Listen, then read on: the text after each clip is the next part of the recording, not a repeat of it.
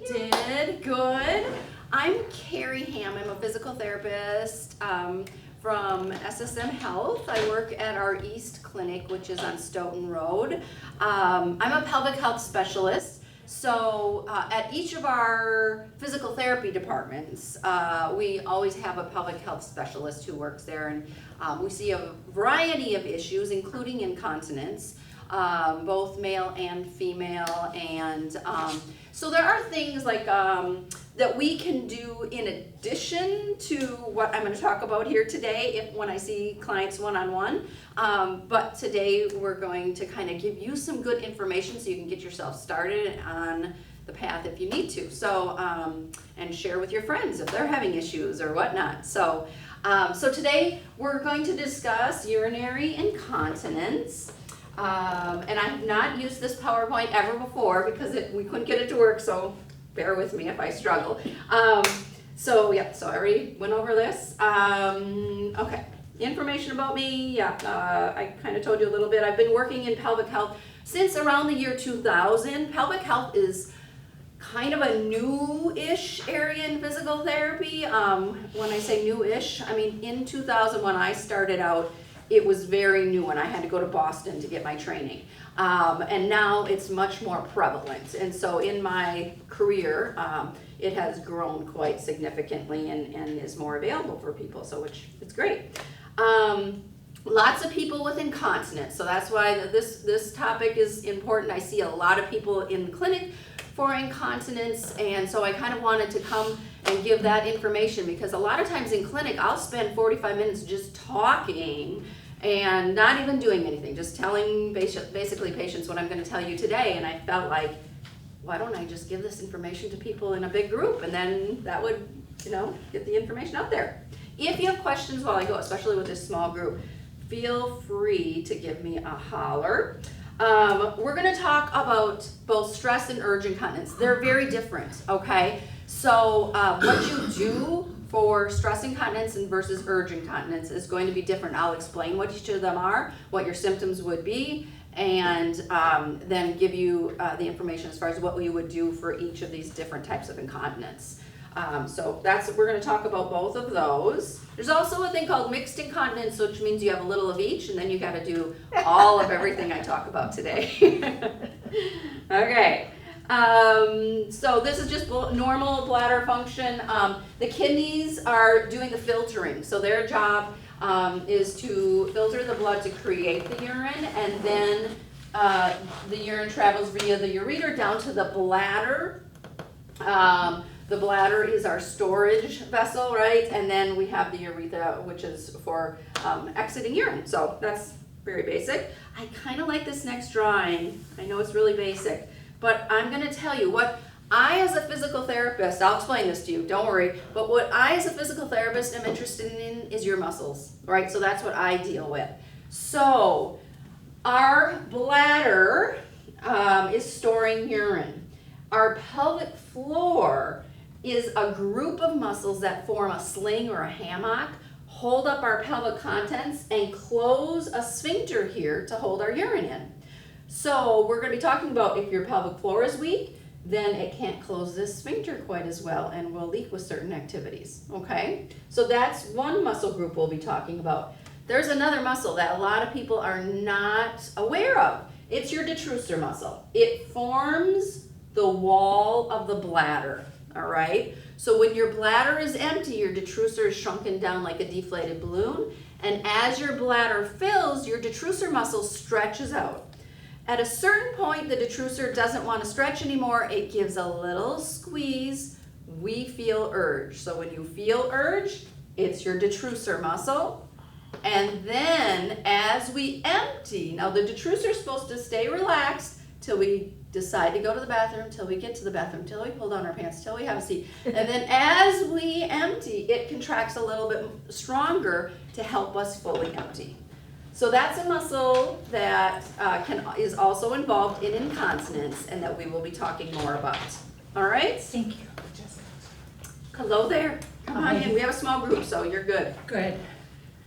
Thank you so much. Yeah. We'll give you a sec to have a seat and make yourself. Okay. So this is a slide that kind of shows a little bit of what I was just talking about. So there's a little bit more information here. So as our bladder is filling, that's what this first picture is showing, is the bladder filling. While the bladder is filling, we need the pelvic floor muscles to be contracted, right? So it's holding urine, okay? And we need the detrusor muscle to be relaxed so that it can stretch out. And then when we decide to empty, the opposite thing happens. The pelvic floor relaxes to open the sphincter, and that detrusor, like I said, as we're emptying, it contracts and helps us fully empty. So that's what this slide is telling us. All right? Do we have questions on that at all?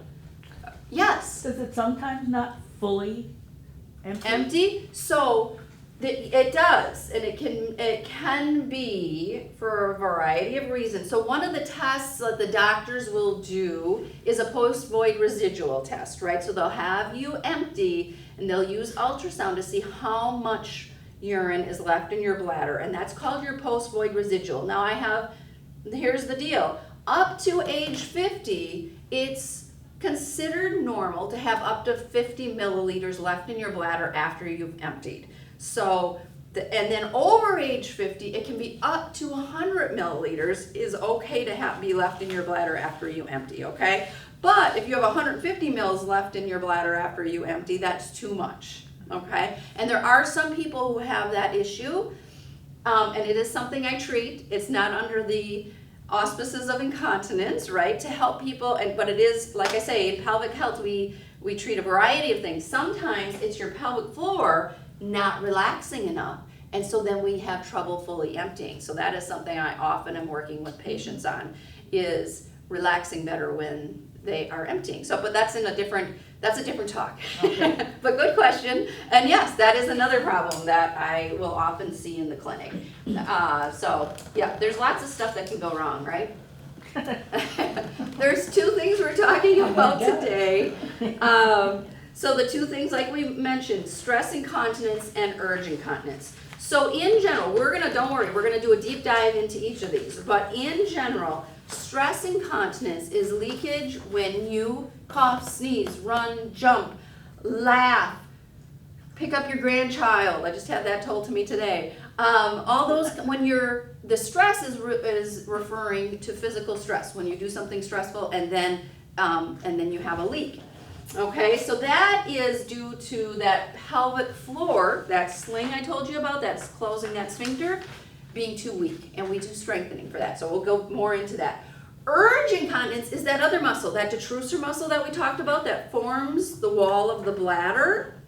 Urge incontinence is due to that detrusor, and it's often called overactive bladder, but it's actually overactive detrusor. It's that muscle, that detrusor muscle that forms the wall of the bladder, loves to get in bad habits, I always say.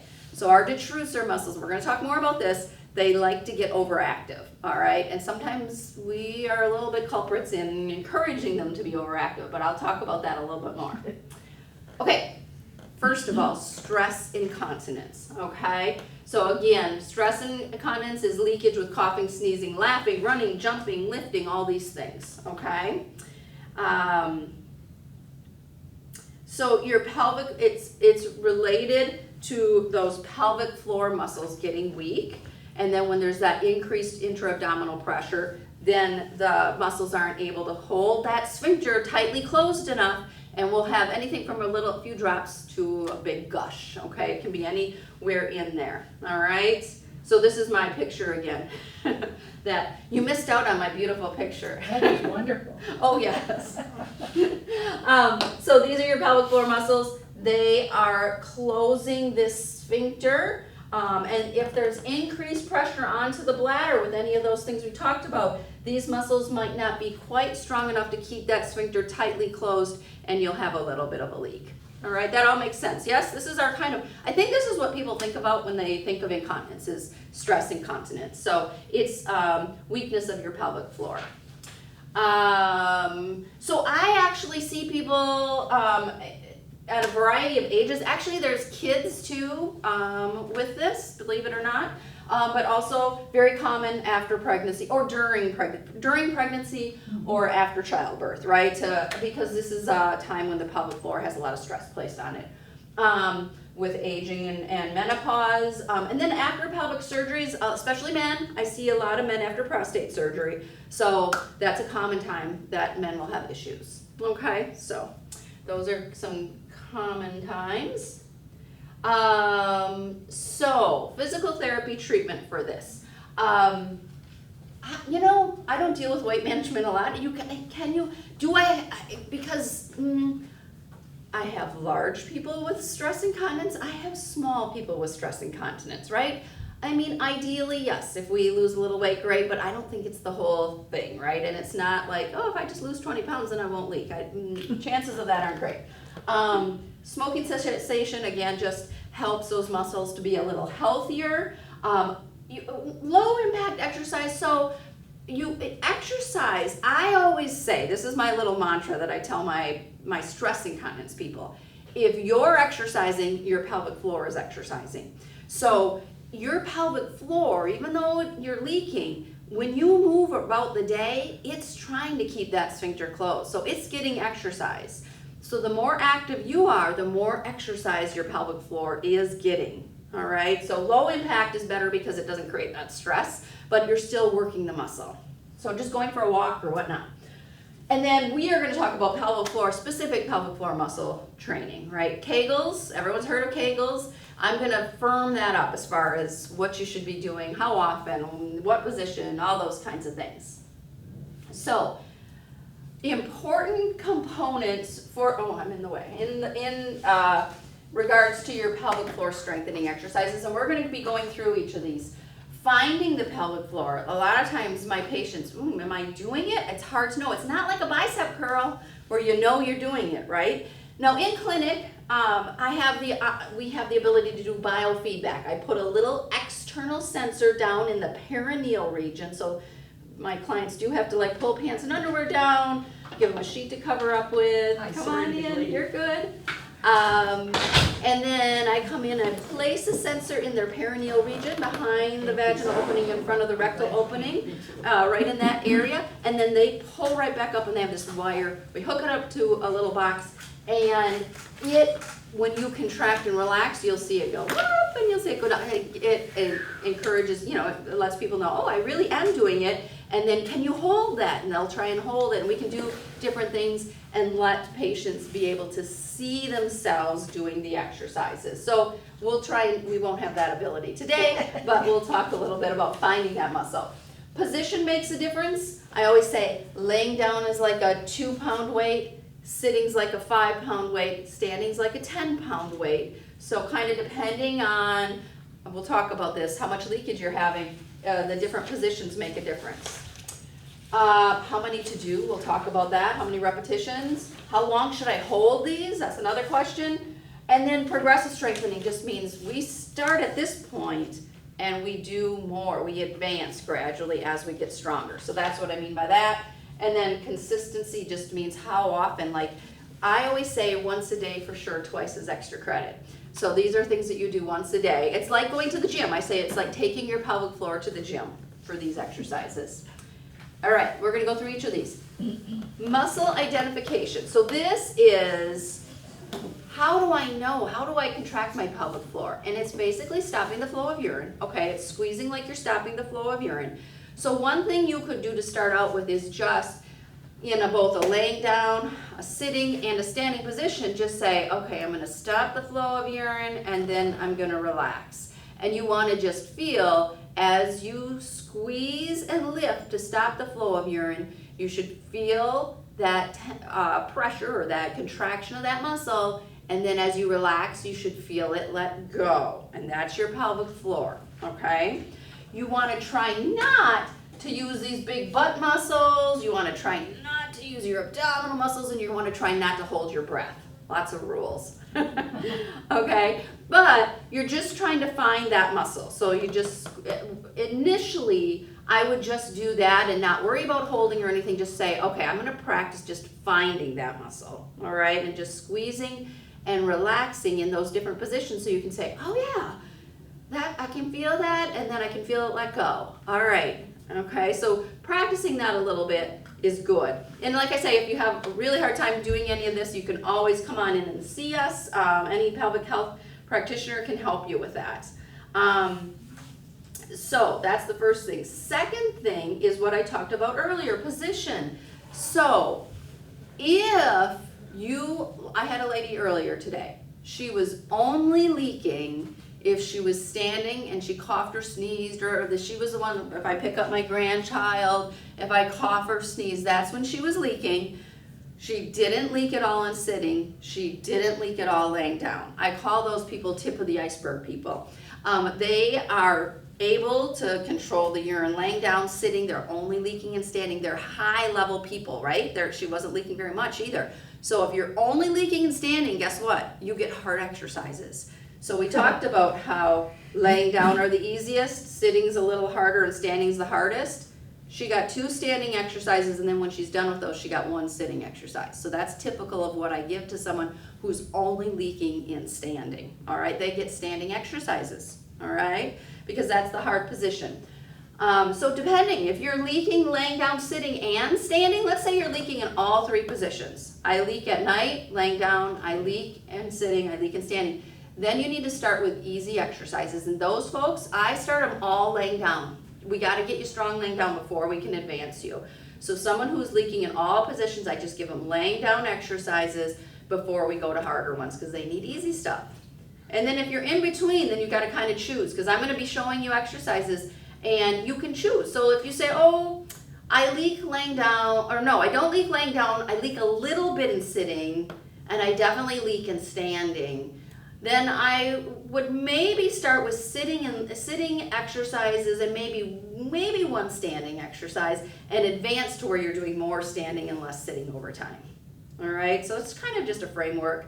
All right, so position makes a difference though. Harder exercises are in standing, easier ones are laying down. And then repetitions. When you do these exercises, and we're going to be talking about the exact exercises, but any exercise you do, let's say I'm doing my standing pelvic floor exercises, your goal is to do repetitions till you get a little tired. Now, this is hard, right? It's not as obvious as, again, bicep curls. In general, what you're going to do, let's say I'm telling a person they're going to do standing 3-second holds. So they're going to stand and they're going to hold, relax, okay? And I say, okay, feel that relax. Okay, now do some repetitions. Squeeze, you can feel it holding, and then feel it let go as you relax, all right? You have to be able, if you're gonna do standing 3-second holds, you have to be able to, on the first couple repetitions, you have to say, oh yeah, I can feel that. I feel it squeeze, I feel it hold for 3 seconds, and then when I relax, yeah, I feel it let go. Good. As you do more repetitions, you're gonna feel it less and less because your muscle's gonna get tired. So let's say after you've done 12 repetitions, you're gonna say, oh man, I feel it squeeze, but it's hard to hold it, and when I let go, not much happens. That's fatigue. That means your muscle's getting tired. That's how we know when you're done. I would say, okay, 12, you're done with that exercise for today, okay? So that's, you wanna go until you're tired. Any muscle, the way it gets stronger is you work it till it's tired, and then you let it recover, all right? So you wanna do repetitions on each of the exercises until it starts feeling hard to do, okay? And you don't feel as much when it lets go, all right? That's kind of a general idea. All right, so hold time. So your pelvic floor muscles have 70% slow twitch muscles and 30% fast twitch muscle fibers. 70% slow twitch muscle fibers and 30% fast. So that means they're mainly muscle fibers that are meant to work all day long. Slow twitch muscle fibers are endurance muscle fibers, and that's how a lot of our postural muscles are. They're slow twitch because we want them working all day long, all right? But we do need some of those fast twitch muscle fibers to kick in when we cough or sneeze because we need quick power, all right? So in general, most of our hold times are going to be 3 to 5 seconds, all right? So for your strengthening, I'm going to be talking about like 3 to 5 second holds. But you might want to do one extra set where you work on quick squeezes, because that's where you're going to get those fast twitch muscles that have to kick in when you cough or sneeze. All right? So we're going to probably be saying, okay, you're going to do these 3 strengthening exercises, but maybe at the very end, you do 10 where you just hold for a second. Squeeze, relax. Squeeze, relax. And maybe you do 10 of those to get those fast twitch muscle fibers a little bit of work too. All right? Because they're not involved in those long holds. They're only involved in quick ones. But they're the ones that you want to kick in when you cough or sneeze. All right? So that's a good exercise. So for those if you only leak with coughing or sneezing, you want to do these short, strong squeezes. Okay? So if that's the only time that you would leak, that would be a good thing to do. Okay, progressive strengthening. The general idea is don't do the same thing. Like, I'll have patients who come back after like a month, and I started them out on 10 reps, and their handout says 10 to 20, and they come back and I say, how many are you doing? They say 10 of each of them. I say, okay, that's good, but you need to be gradually progressing. So you start at 10, and maybe you do that for several days, but then I want you to be saying, okay, I've done 10 for the last several days. I got to go bump up a little bit, okay? I've got to at least get to 12. So after 3 weeks or so, you should have progressed a little bit, right? So gradually progressing your exercises, at least, in repetitions. As you get stronger, make it harder. So maybe at first you're doing mainly laying down exercises. And then after a month, maybe you can add in some sitting exercises. And as you get stronger and you're not leaking as much, eventually standing exercises. So just making it harder as you go along. And then we're going to talk about static and dynamic exercises. I'll give you my first quick. Static exercises, you don't move. So you just squeeze and hold and then relax. That's a static exercise. I'm not moving. But a dynamic exercise would be squeeze, hold, do a little squat, keep holding, and relax. That's a dynamic exercise, movement. Okay? So we give out movement exercises, laying down, sitting, and standing. Those are dynamic exercises. I like the combo, right? Because static are easier to kind of like really focus on, like, oh yeah, I can really feel my pelvic floor, but we need our pelvic floors to work well when we're moving. So, dynamic. And then the consistency. How often to do these? I say once a day for sure, twice is extra credit. That's my little mantra that I tell people. So you don't need to do more than that. Once a day for sure, twice is extra credit. So if some days you get it in twice, that's great. It's a slow process. I know I have a handout on here that tells you. What I tell my patients is expect it to take 3 to 4 weeks to notice improvement and 3 to 4 months for significant improvement. I know it. It's a slow go. This one's slow. The good news is when we get to urge incontinence, it's faster. But it's slow. This is slow. So that's why, like, you can't do it for 2 weeks and be like, well, Carrie, it's not working. I know. You don't start to really notice the difference for 3 to 4 weeks and 3 to 4 months to notice a significant improvement. Now, the good news is these exercises don't take very long. You're doing them for 5 minutes once a day, but it takes a long time for you to notice a change. Okay? All right. Questions at all? Because I am just talking away. Well, what is frustrating is a person does the exercises and then all of a sudden you go on vacation and then you don't do them. Oh, yeah. And when you come back, well, you're busy getting the house back in order and then you don't do them quite as often. I understand. And This is a toughie. The consistency is important. So this is what I would say is even on vacation, if you can. I mean, this is like 3 to 5 minutes. And you don't have to do all of them, but I would say on vacation, if you can try and get at least 2 of the exercises in every day, or even every other day, then that would be great. You know, just so that you don't do nothing for 2 weeks. Yeah, I hear you, Yeah. but I try and do them pretty consistently even on vacation, unfortunately, if you can, right? I know, and if you're sick or something, I mean, if you take a few days off, that's okay, but to take a few weeks off is gonna be tougher. You're right, you're gonna slide back a lot. Okay, which exercises are best for me? So we're gonna be talking about this. And I know on your handout I have several exercises. Okay, They're not on here, so they're just on your handout. I might have to change that. So on your handout, I have some exercises under stress incontinence. So we have stress incontinence exercises. Now I'm going to tell you something. I only put dynamic exercises on here because the picture for the static exercises would be just you laying there, or you sitting there, or you standing there. It wouldn't show anything, okay? So you want a combination of static exercises and dynamic, okay? So you're going to choose 3 exercises altogether. And I would have at least one of them be a dynamic exercise, okay? So a combination of static and dynamic. You want to choose your exercises like we talked about based on when you have leakage. If you're dry laying down, don't choose a laying down exercise, okay? Or if you do, have it just be one of yours. The rest of them have to be harder, okay? We're going to choose 3. You could do more than 3, but I'm going to tell you, I generally tell my patients 3. You're going to do 10 to 20 repetitions of each of these. So when you get up to 20 reps, now you're doing 60 reps, okay? So that's not a small number, so 3 exercises I think is appropriate, okay? Choose exercises that you can do at least 10 reps of and feel pretty like not like you're totally losing it, okay? So if I do, let's say I'm doing standing 5-second holds, and I say, okay, squeeze, and I can do 5, okay, I can do 1, but it's really hard, and I get to like 5 reps, and I feel like I can't do anymore, that exercise is too hard. I need to go to an easier exercise. You have to be at least able to do 10.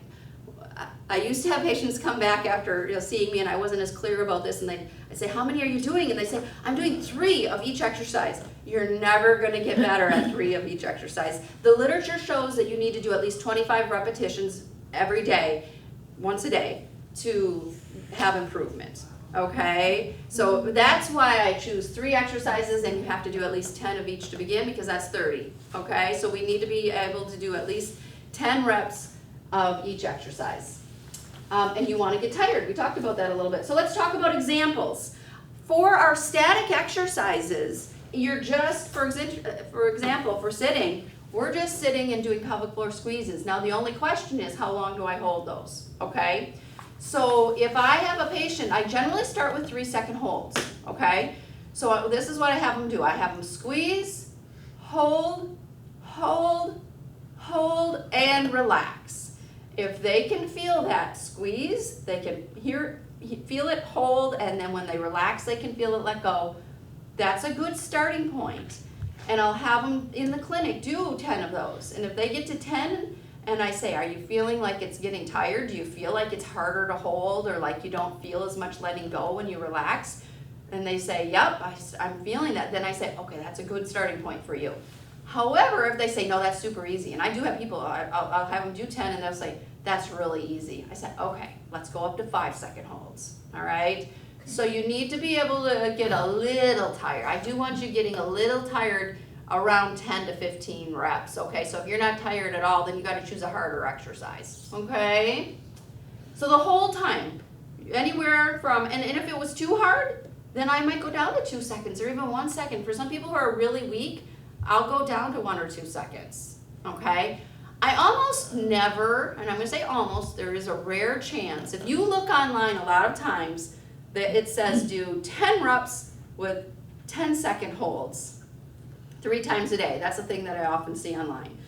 I almost never give 10-second holds. Almost nobody can hold their pelvic floor contraction for 10 seconds, okay? So I do lots of biofeedback in the clinic where we can see how well people are holding. And yes, some of my 20-year-olds can hold for 20 seconds, or for 10 seconds. But almost, once you're over 50, almost nobody can hold. So it doesn't need to be that long, okay? So I think 10-second holds are a little silly. If you can hold for 10 seconds, you don't need to be doing exercises. Then you're gonna choose, so you can choose 1 or 2 static exercises, all right? Sitting, laying down, or standing. So 1 or 2 of those, and then I would choose at least 1 dynamic exercise. So I'm gonna lay down and demonstrate the bridge. I don't know if you're gonna see it, but I'm gonna lay down here. And for the bridge, what you're gonna do is you're going to, here, I'll move out, so you're going to lay, you can be on your bed. Do not feel like you have to get on the floor. This is fine to do on your bed. And you're gonna first squeeze your pelvic floor. You're gonna hold that. Now you're gonna lift, keep holding, lower, keep holding, and relax. All right? So that's how you do a bridge with your pelvic floor. You hold the whole time, all right? Every once in a while I have a patient who squeezes and gets up here and they say, oh, I lost it. I say, okay, then re-squeeze up at the top and then come down, all right? Because we want to be squeezing, keeping that pelvic floor active through the whole exercise, all right? Now, one thing I'm going to mention, remember how I said when you do your static exercises, like in sitting, you want your abdominals to stay relaxed and you want your butt to stay relaxed? When you do these dynamic exercises, you don't have to worry about that anymore. Your butt's not going to stay relaxed. You're using butt muscles, okay? So you don't have to worry about that anymore. I still want you to breathe, but you don't have to worry about keeping all those other muscles relaxed, okay? And again, at least 10 reps of that bridge. Now, if your back hurts when you do a bridge or your knee hurts, then that's not going to be a good choice for you, all right? So keep that in mind. I don't want these exercises. We don't want to help your pelvic floor at the expense of your knee or anything like that, all right? So this is just one example. There are other examples. I always say, if you can, mimic how you leak. If you leak rolling over, you could do kind of like a rolling exercise with your pelvic floor. I mean, you can get creative with this. This is, you know.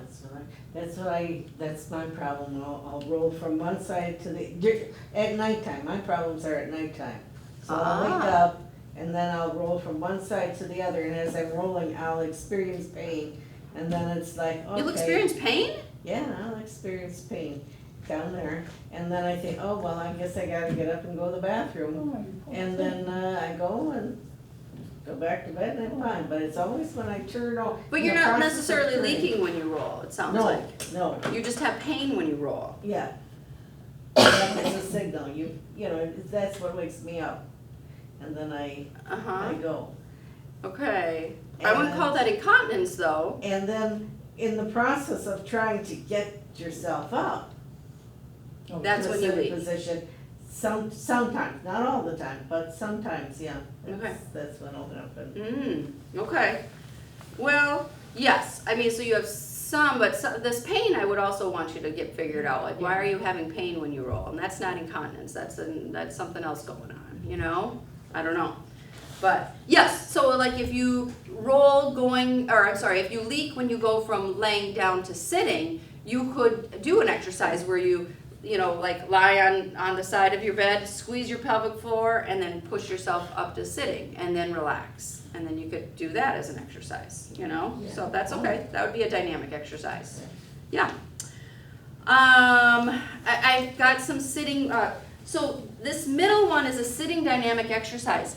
It's a really good one if you're real weak, okay? You put, it shows a ball. I prefer a pillow, and I stand it up the long way between people's knees, because a ball will roll away when you relax.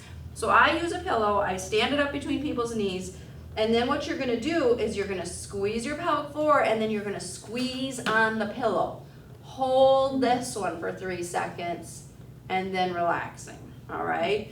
So that's a dynamic exercise in sitting. It's good, especially if you're having a hard time getting that pelvic floor, like if you have a real weak pelvic floor, or you just don't feel like you can get it to contract very well, because when we squeeze what's called our adductors, our inner thigh muscles, it helps our pelvic floor to contract better. They're what's called synergistic muscles. I always say they're best friends. And when you squeeze this is why we do this when we have to go pee, okay? Because when you squeeze your adductors, it assists your pelvic floor to squeeze more, and you'll get and when I do biofeedback and we watch, people do a lot better when they squeeze their knees, okay? So that's one example of a dynamic. But other things in sitting, you could squeeze your pelvic floor and bend, right? And then you could come back up and then relax your pelvic floor. So you can get creative with these dynamic exercises, And if you say, oh yeah, when I bend over to pick something up, then I leak, you could start it out in sitting and practice that, as if you're bending and picking up and just holding it during that. So that would be an example of a dynamic exercise in sitting too, okay? So feel free to get a little creative. And then in standing, the one I chose to show you is, again, the squat, where now when I do this with people, I have them do teeny squats at first, because otherwise you'll lose the contraction, all right? So what you do is you squeeze your pelvic floor, you do a teeny squat, just little, and then you come back up and then you let it go. Get good at that, because if you try and do it way down, you're gonna for sure lose it at first. You gotta practice this with little ones, and then you can gradually make them bigger. All right. Just lost your screen. Oh goodness, okay. I talked too much. That's the sign that I thank you for letting me know. Okay. Questions. Okay, we're getting to the end of stress incontinence. So, expected results 3 to 4 weeks for some improvement, 3 to 4 months for significant change. There's surgical. I just had a patient today who was wanting to go for surgery. So I would say try the therapy first. and then if that doesn't work, there are surgical options. They're not a small deal. They're kind of a bigger deal. But they are effective. The sling surgery has a bad rap. When that first came out, there were a lot of people. The technique at first, I always say it's a good example of why not to be the first person to have a new surgery, right? Yeah. You don't want the new car model, the very first generation of the new car. Yeah. You also don't want the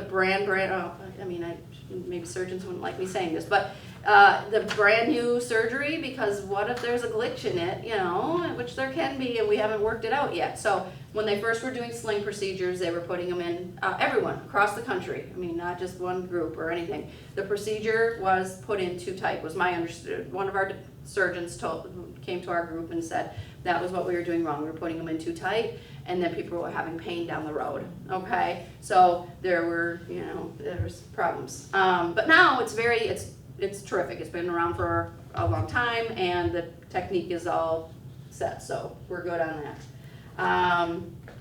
We're about to go into urge incontinence. So I need questions on stress incontinence.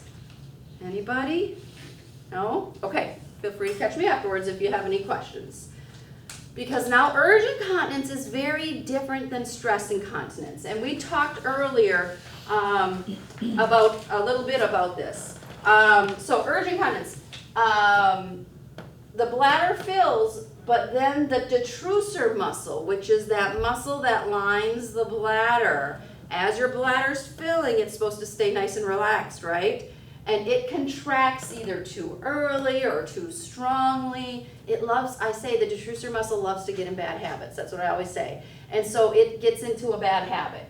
And so the leakage is happening with a sense of urge. Okay, so urge incontinence is, oh gosh, I have to go to the bathroom, and maybe you don't get there fast enough, or you're having to go all the time. Oh my goodness, I go to my card group and I'm having to get up every half an hour and go to the bathroom, and no one else is going to the bathroom, or those kinds of things. So going too often, having strong urge and leaking on the way there, this is all urge incontinence. Getting up lots of times at night, that's urge incontinence, okay? Or if you're not leaking, it's not incontinence, but it's urgency then, okay?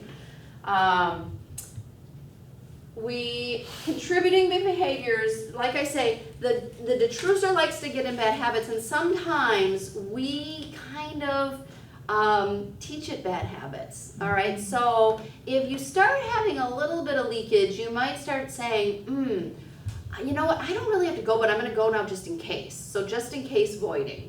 A little bit of that's okay, but if you do that a lot, your detrusor is gonna start to learn, oh, we're not emptying when the bladder's this full, we're emptying when the bladder's this full. Okay, I'll start giving you urge when the bladder's only this full, okay? So we kind of teach, oftentimes we kind of get our detrusor into bad habits, right? And then rushing to the bathroom. The more we rush to the bathroom, the more the detrusor says, oh yeah, I don't have to wait, she's gonna hurry on her up to the bathroom, I'm gonna give the little squeeze, and then it gets really into the habit of giving the big squeeze too quickly. So these are behaviors that kind of reinforce this. Okay, back to my picture. So just to review, because I don't know if everyone was here, your pelvic floor muscles are the muscles we talked about with stress incontinence. They're closing the sphincter, they're keeping us dry with coughing, sneezing, running, jumping. The detrusor is this muscle that lines the bladder, and so when our bladder is empty, the detrusor shrinks down like a deflated balloon, and as our bladder fills, the detrusor is getting stretched out, And it's supposed to, get to where it's pretty stretched out, and then at that point, it gives a little squeeze. It says, nope, I don't wanna do this anymore. It gives a little squeeze, we feel urge. So when you feel urge, it's your detrusor, and then it's supposed to wait. It's supposed to wait till we decide to go to the bathroom, till we get to the bathroom, till we pull down our pants, till we have a seat, and then it helps our bladders to empty by giving a stronger squeeze, but it loves to get in habits of doing that sooner. So it's giving the little squeeze and then wanting to very quickly give the big squeeze, and that's urgency. Okay? Good. All right. So, common symptoms, you get a sudden strong urge, frequent urination, like I told you, like if you're going very often.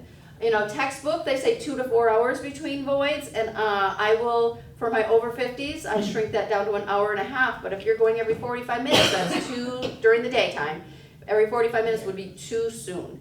So we need to try and expand that time between voids, because it should be closer to an hour and a half during the day, and then at night, in a textbook, it's gonna say 1 or less times a night. I do fudge it for my over 50s. 2, I'll accept. 3, I won't, okay? So trying to use the techniques I'm gonna talk about to get your number of voids per night. And for nighttime voiding, I'll say, like if I have a patient who's going 4 times a night, I let them go the first, second, and third, and I say, we're gonna get rid of that 4th. And we work on that first, okay? We work on getting rid of the 4th void. I'm telling you, your bladder's pretty darn empty by that 4th void. It's just your detrusor being overactive. And so there's an exercise I'm gonna teach you, and you're gonna use that to try and get it down to 3, and then once you're down to 3, you try and get it down to 2, and then you're good. I'll accept 2. Good, so this is leakage triggered by urgency, like we talked about. Risk factors. So coffee is number 1. As I have my coffee here. Coffee is number 1. So caffeine is the biggest contributor to this. So if someone is having 1 cup of coffee a day, I don't even bother with it. I'm okay, and the exercise might be a little less effective after that cup of coffee, but just let them know that, but otherwise I don't bother with it. If they're having 6 cups of coffee a day, I discuss reducing, okay? Because you're chemically telling your detrusor to be overactive when you drink caffeine. It's a stimulant. It's doing 2 things. It's a diuretic, so it's pulling more fluid into the bladder more quickly, and then it's also a stimulant to that detrusor, so it's like giving a hyperactive kid a candy bar, okay? You're stimulating that detrusor, all right? So coffee's number 1, but there's these other things. Acidic things bother the detrusor, so they're bladder irritants. So citrus is irritating, orange juice, all those kinds of things. Tomatoes actually are a biggie for a lot of people. And then the caffeine, the alcohol also.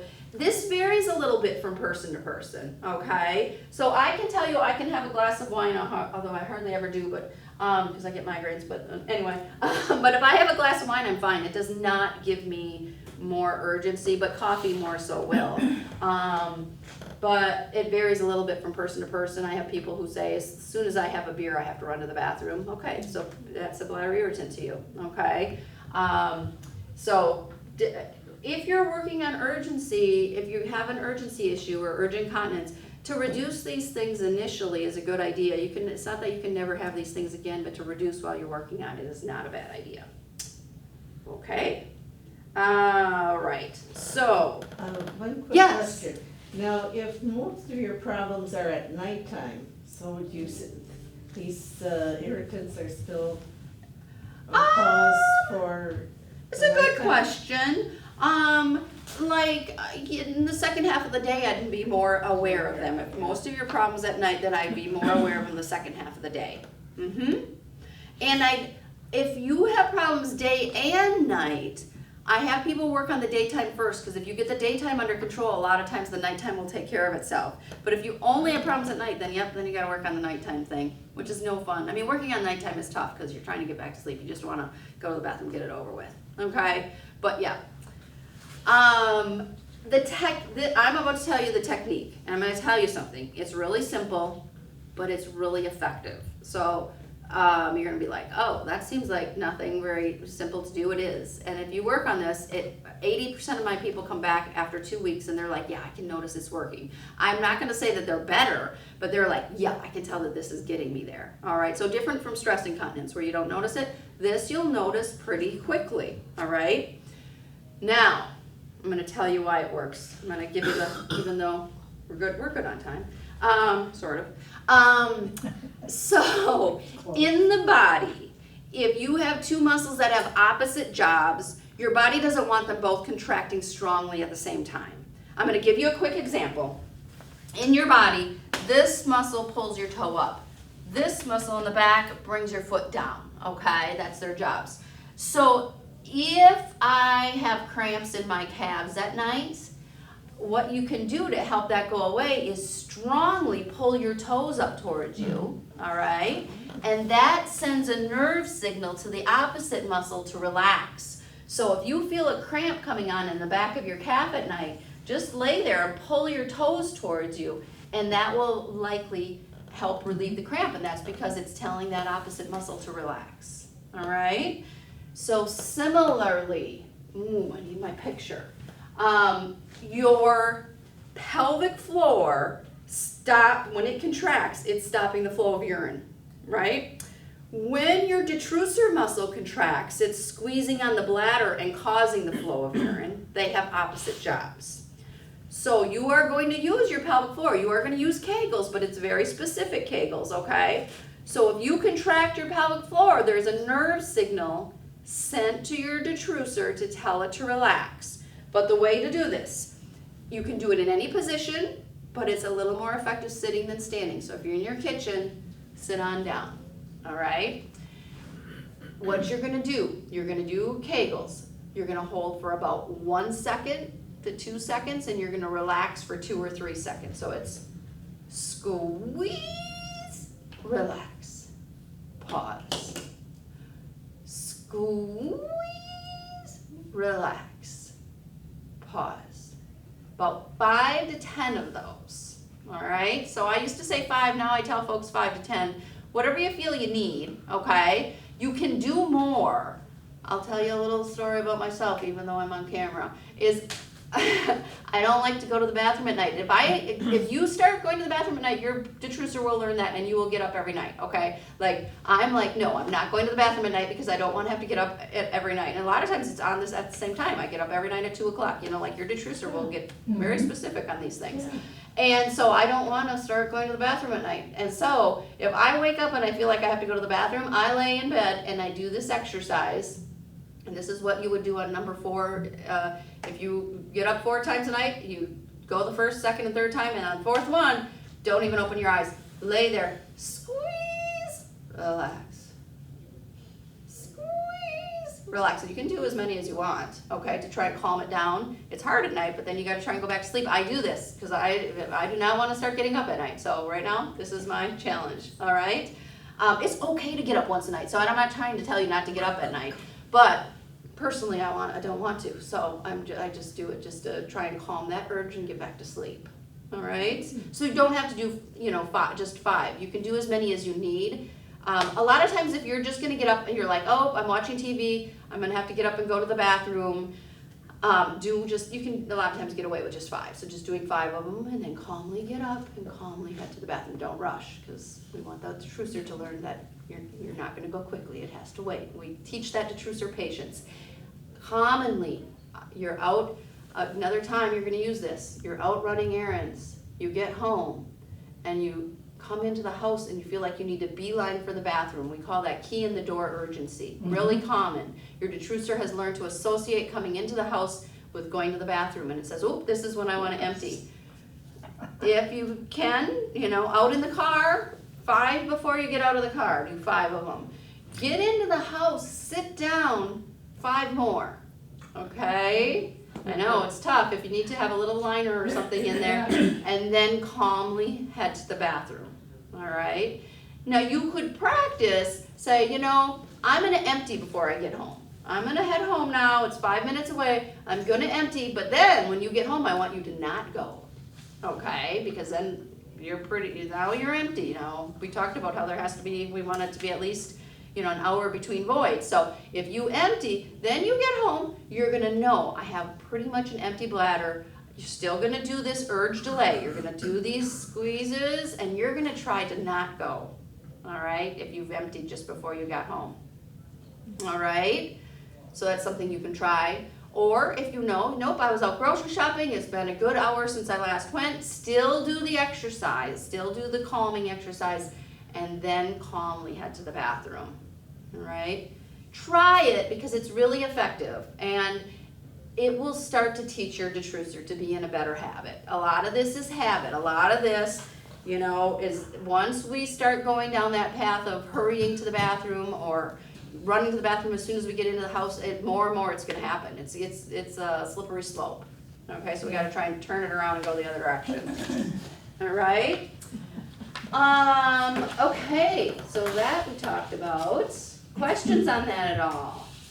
No? Okay. So bladder training just means using this calming activity as you need. So maybe your void interval is fine. Maybe you're, I only go once every 2 hours during the day, but when I do have to go, I have to go immediately. Okay, you're still you're gonna still use the calming exercise and work on not hurrying to the bathroom. You also, if you are that person, just so you know, there's another technique called timed voiding. So if you're someone who, I can go 2 or 3 hours before I need to go. It's just that when I go, I have to hurry because otherwise I might leak. You're gonna still use this urge delay, but you can also use time voiding. Time voiding is going on a regular schedule and trying to kind of preempt your strong urge. So if you say, I can go 2 or 3 hours between voids, we're gonna go exactly 2, and every 2 hours, you're gonna go whether you need to or not. You're gonna still use this calming technique before you get up and head to the bathroom, but then you won't have such a strong urge, all right? But I don't want it to be every hour because then you're gonna teach your bladder to empty every hour, okay? So the soonest I would want it to be would be about every 2 hours. So if you're going more often than that, then you can't use this. There's a very specific population that can use time voiding. I'm not a big fan of it for a lot of people. You don't wanna, if you go every hour and a half right now and you say, I don't wanna leak, so I'm gonna start going every hour, guess what? Now you're going every hour for now on, and that's too much, okay? So it's only if you have a strong urge but your void interval is very long, okay? All right, so lifestyle modifications. Yes, so we talked about fluids. Now I'm going to tell you one thing about fluids. Don't dehydrate yourself with any of these. So dehydrating yourself is not a good way of controlling incontinence. And a lot of people, a fair number of people that I see are doing that. You don't want to drink the coffee and the soda also, just so you know, the carbonation in soda is another bladder irritant. But just drinking water would be great. And you want to get your 6 to 8 cups a day, whatever. You want to get your 6 to 8, all right? If you're only getting 4 in, then you need to increase. If you're getting 4 glasses, I have 4, glasses of water, just like 8-ounce glasses of water a day, that's not enough. You want 6 to 8 of those, okay? So don't dehydrate yourself. You do, especially if you're having problems at night, you want to reduce your fluids before you go to bed. So probably 3 hours before bed, you want to cut out all fluids except maybe what you use to take your pills, all right? So you want to, if you're having problems at night, you want to reduce those evening fluids. Avoid the bladder irritants. And then if you're having constipation, it definitely affects especially urge incontinence. So if you have constipation, it can affect stress incontinence too, because if you're pushing a lot, that puts a lot of pressure on your pelvic floor. And so either one of them really, you want to control your constipation. So if you're having, a lot of my patients, there's a fair amount of people who do have constipation issues, getting enough fiber, getting enough fluid, getting enough exercise. Those are the first 3 things for constipation that you should try is fiber, fluids, and exercise. And right after breakfast in the morning is a good time to try and have a bowel movement. Our peristalsis is the contraction of our gut muscles, and it is strongest in the morning after we've eaten. And so if you're someone who has a hard time with bowel movements, try, make sure you drink a warm beverage. It can be warm water, but a warm beverage is better for peristalsis. And then eat a decent breakfast, and then about 15 to 20 minutes later, try and have a bowel movement. That's a good time to have a bowel movement. So trying to get the constipation under control is a good thing for incontinence, because it does play a role. All right.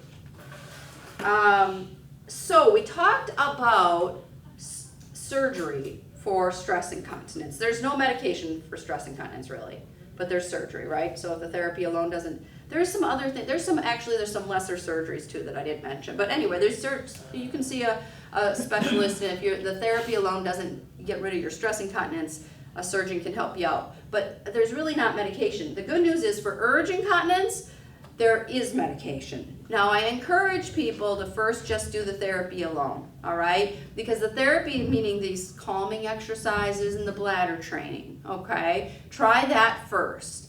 If that's not working, there is a class of medications called anticholinergics or antimuscarinic medications, and they're really common. They give you dry mouth. They can make constipation worse. They can cause blurred vision. But the number one thing I have patients tell me with them is they definitely cause dry mouth, okay? They do help for a lot of people in controlling urgency. So if the therapy alone doesn't do the trick and they're going to go on these, I tell them, you know what, go on them for a while. Also do the therapy. Get this under control. Get your detrusor in a better habit. And then try and get off the medication and keep it under control with the therapy exercise alone, with that calming and not hurrying and all those kind of things. All right? So, but there is medication, so that is an option. Then if there is another class of medication, there's Myrbetriq, which is another class of medication for urge incontinence. It's expensive, and it's not always well covered by Medicare. So, just FYI, but it also is for urge incontinence, and it doesn't have the side effects nearly as much as the anticholinergics do. Okay, so there are medication options. As a therapist, I don't give out medications, but the physicians often do. So that's an option. Also for urge incontinence, there's some electrical stimulation treatments that are done. So from a physician standpoint, they'll do these, in the office. So there is PTNS, which is the tibial nerve is down here, and it's an electrical stimulation treatment that they do. And believe it or not, it helps with urgency because that nerve comes in, and its origin is from the same area as the detrussor's nerve is, and so it can help calm the detrusor. That's a treatment that you have to go in like 8 to 12 times, once every couple of weeks, and you get, it takes about 15 minutes, doesn't take long, but you have to go into the clinic and have that done. And that is a treatment that some people, if everything else is not doing the trick, some people will do. And then there's also the sacral nerve stimulation, where they implant electrical stimulation sensor, and they do it with the electrical stim unit outside of your body at first to make sure it's working, and if it is, they implant it, and they put the whole thing in, and and so it's these are bigger deals, but they are treatments for urge incontinence. Quite honestly, in the clinic, I sometimes will who's heard of a TENS unit? Mm-hmm. Yeah. If you're doing the therapy, or you don't like the medication, or you like it, but it's not doing the trick or whatever, I will take a TENS unit and teach people how to do the tibial nerve stimulation using a TENS unit, or sacral stimulation using a TENS unit, and totally safe. TENS units are you can buy them. They're considered to be incredibly safe for this. as long as you don't have a pacemaker. And so we'll do that to help, so then patients can just do this at home. Not quite as effective as these treatments that you get in the doctor's office, but it can help people. So it's another option for urge that we'll do sometimes in the clinic.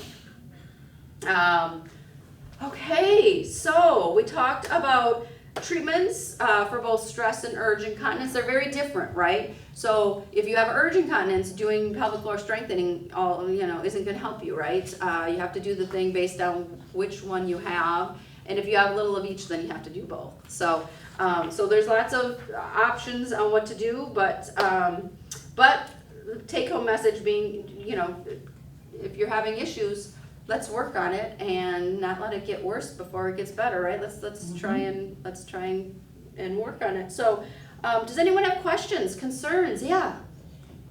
I had a sigmoid colectomy 6 months ago, Okay. and the urge incontinence has gotten much worse Okay. since then. Okay. And I don't know what to do about it. I mean, So is some of this urge, okay, so what I would say is start with just the therapy things that I'm talking about, right? And, is your void interval short enough? I mean, is it too short? Is it long enough? it's long enough, Good, it's just that you get a strong urge when you go. yeah. Okay, And I don't make it okay. to the bathroom. We're talking urinary, correct?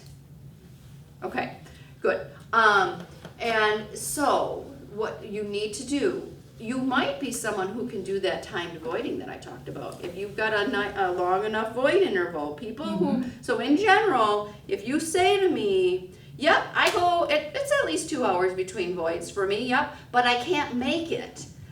That's someone who could do timed voiding. So you say, okay, I'm gonna go every hour and 45 minutes or every 2 hours, you decide what you're gonna do. I'm gonna go at 8 and 10 and 12, and you go before you get the strong urge. So that is an option. I would still use the calming technique, even though, so I do the, it's 10 o'clock, it's time for me to go. Let me just calm this down and then let me calmly head to the bathroom. Okay. So you could do that, and then at times when there's inevitably gonna be a time when you haven't done it, right? Or you get home or you whatever, then I would still use see if the technique of those times you can control it a bit. If that's not doing the trick for you, if the therapy alone doesn't do the trick for you, you could come and see a therapist and we can talk through it. You could see, a medical provider about whether that's the medications, whether that's the stimulation. If you don't like medications and you don't like the side effects, the electrical stimulation treatments are an option. So there's lots of options.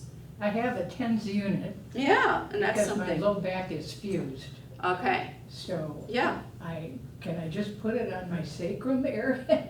you can, yes. I mean, yep, and you can Will try do it. any good? You can try it and see, Okay. yeah. Mm-hmm, yeah. Alright. So that's something you could try, yes. Thank you. Yeah, you bet. Questions otherwise? Does prolapse bladder affect this? Yes, so prolapse, I'm gonna just talk a little bit in general about prolapse. Prolapse is when either our bladder, our bowel, or our uterus sags, right? And they tend to sag with age. Now the bladder is the most common. So our bladder, when we're 20, sits up nice and tall like this, and the exit's right there, so the urine gets out easily and it's in a good position. As we age, our bladder, because it sits right next to the abdominals, it doesn't fall forward. It falls backwards, okay? And prolapse is when it falls back and it can start, it can bulge down below. You'll feel a bulge sometimes, and that can be your bladder bulging out, of your urethra. So that can play a part in this, right? So for that, we give pelvic floor strengthening. For prolapse in general, we give the same exercises as we give for stress incontinence. So you would still treat it the same. If you had urgency and prolapse, then you got to do both, because the urgency, you do the urge stuff, and then the prolapse, you do the stress incontinence exercises. Yeah, really common. Most ladies over 50 have some degree of prolapse. You just don't know you have prolapse unless someone looks and sees, you know. But it can stay, you know, under control, or it can get worse, you know. So constipation makes prolapse much worse, just so you know.